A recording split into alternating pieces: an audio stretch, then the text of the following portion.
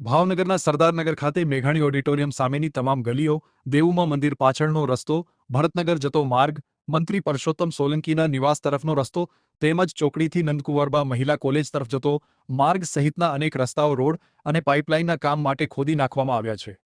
જો કે લાંબા સમયથી કામકાજ ઠપ હાલતમાં હોવાને કારણે સમગ્ર વિસ્તાર ધૂળ, કાદવ અને અવરજવરના સંકટ વચ્ચે જીવતો થયો છે. સ્થાનિકોના જણાવ્યા અનુસાર રસ્તાઓ ખોદાયા બાદ કોઈ વૈકલ્પિક માર્ગની વ્યવસ્થા કરવામાં આવી નથી. પરિણામે શાળાએ જતા વિદ્યાર્થીઓ, દર્દીઓ, વૃદ્ધો તેમજ રોજિંદી અવરજવર કરતા નાગરિકોને ભારે મુશ્કેલીનો સામનો કરવો પડી રહ્યો છે. વાહન ચાલકોને લાંબા ચક્કર મારીને પસાર થવું પડે છે. જ્યારે વરસાદી માહોલમાં સ્થિતિ વધુ વિકટ બનવાની ભીતિ વ્યક્ત કરવામાં આવી રહી છે. નગરજનોએ આક્ષેપ કર્યો છે કે મહાપાલિકાના તંત્ર દ્વારા આયોજન વિના વિકાસ કામો હાથ ધરાતા લોકોની સુવિધા કરતા મુશ્કેલીઓ વધી રહી છે. વિકાસના નામે ગાંડો વિકાસ જેવી સ્થિતિ સર્જાઈ હોવાનું લોકોમાં ચર્ચાઈ રહ્યું છે. સ્થાનિકોએ તાત્કાલિક કામગીરી પૂર્ણ કરી યોગ્ય વૈકલ્પિક રસ્તાની વ્યવસ્થા કરવા તેમજ પ્રજાને હાલાકીમાંથી મુક્તિ અપાવવા માંગ ઉઠાવી છે. ભાવનગર શહેર ફરતી સડકથી લઈને તળાજા જકાત નાકા સહિત સરદારનગર ઓડિટોરિયમની સામેની ગલી દેવુમાના મંદિરની પાછળનો રસ્તો તમામ રસ્તાઓ મનપાના વિવિધ વિભાગોની કામગીરી માટે ખોદી નાખવામાં આવ્યા છે, પણ કામગીરી ઠપ છે એટલું જે નહીં લોકોને આવવા જવા માટે કોઈ વૈકલ્પિક રસ્તો પણ નથી. આ સંજોગોમાં રોડ વિભાગના અધિકારીઓને પૂછવા જતાં કાંઈ બોલવા તૈયાર નથી, તેમજ કમિશનર મીના પણ કશું જ બોલવા તૈયાર નથી. ત્યારે પૂર્વ વિરોધ પક્ષના નેતા શું કહે છે જોઈએ.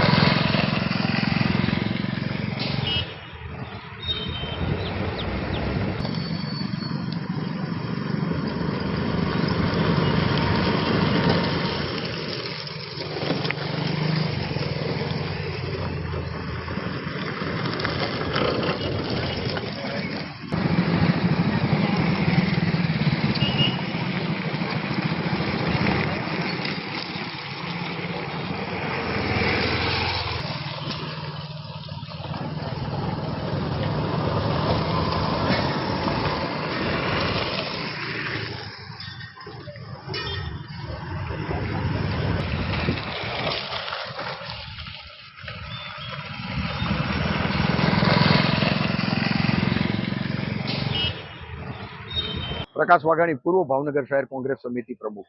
ખાસ કરીને ભાવનગરમાં આપણે જોઈએ તો શહેર ખુલ્લી સડક અને લઈને ઘોઘા જગાત નાકા સુધીનો રોડ લગભગ હું એવું માનું છું એક દોઢ વર્ષથી રોડનું કામ ચાલુ બંધ અને પૂર્ણ ન થાય.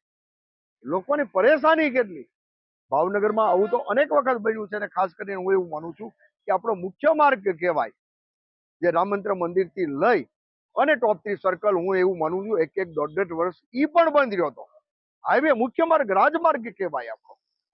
અને પાછું ઈ તો ખબર પડે છે કે તમે ધારાસભ્યના ઘરની પાસેના રોડ હોય કે એની ઓફિસની બાજુના રોડ હોય કે કોર્પોરેટરના બાજુના રોડ હોય તો ઈ તમે તાત્કાલિક ધોરણે કરી નાખો છો, પણ લોકોને અડચણરૂપ હોય, લોકોને મુશ્કેલી થાય, આવા રોડ તમે દોઢ વર્ષ સુધી રોડના કામ ચાલુ રહે તો લોકોને પરેશાની તો કેટલી. મતલબ આ શાસકો અને અધિકારી ભાવનગરના લોકો વધારે ઘરવરો ભરે છે અને વધારે કોઈ હેરાન થતા હોય તો ભાવનગરના લોકો થાય અને આના પાપના કારણે થાય છે.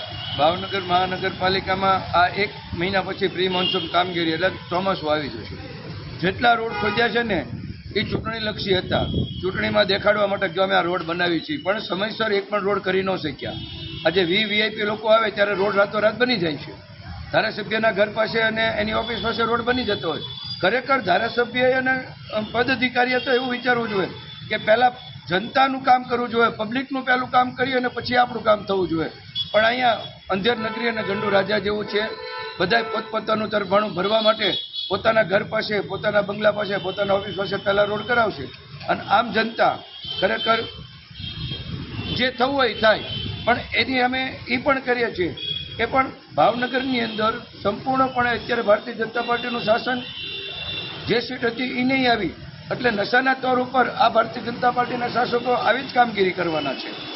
અધિકારીઓ પણ આ માટે બોલવા તૈયાર નથી, મૌન પાળે છે. અધિકારીને ક્યાંય રાજ જ નથી. અત્યારે સંપૂર્ણપણે ભારતીય જનતા પાર્ટીના શાસકો જેમ કહે ને એમ પોપટની જેમ બોલવાનું, બાકી કાંઈ કરવાના નથી, કરી શકતા નથી.